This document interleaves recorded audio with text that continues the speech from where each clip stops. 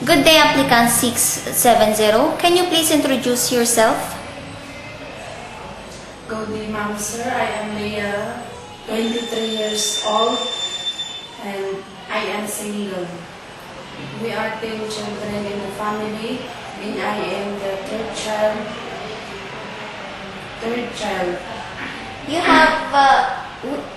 You are 10 siblings in the family. So you're the third child. Yes, ma'am.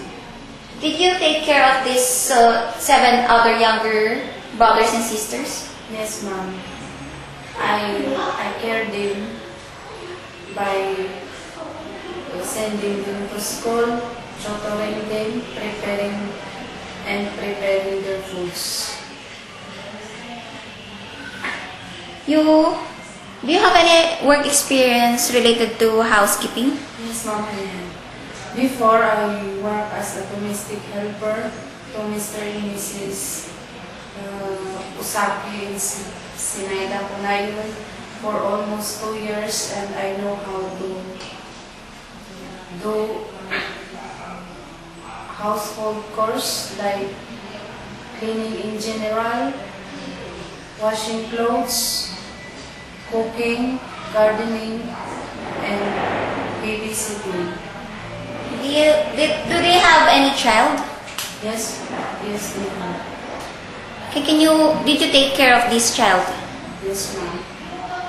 I have also experience in caring baby by changing the diaper, preparing feeding, So you know, bathing, and assisting to sleep. so you know how to take care of a newborn baby and a child. Yes, ma'am. Do you have any other household skills?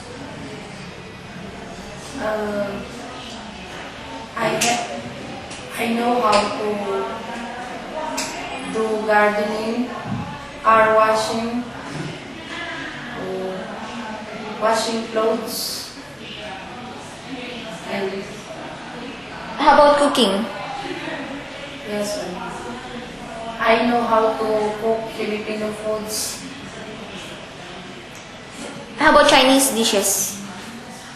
I don't know, ma'am, but I'm willing to learn. Okay. Why do you want to go to Hong Kong? I want to go to Hong Kong because I want a better living to prepare my future and to help my family. Okay. What kind of work are you willing to do in case we look for an employer? I am willing to do general cleaning, washing clothes, gardening, and ironing clothes, and babysitting, also caring of child. So you're willing to take care of a newborn baby? Yes, I'm willing. How about an elderly? Yes, I'm willing. Okay.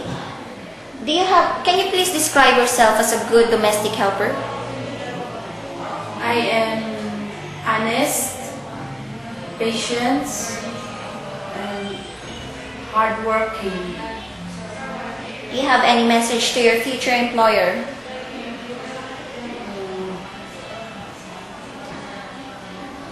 If they select me as if they select me to serve them, I promise to do all my best to serve them well and to finish my contract. Okay. That's all. Applicant 670. Thank you.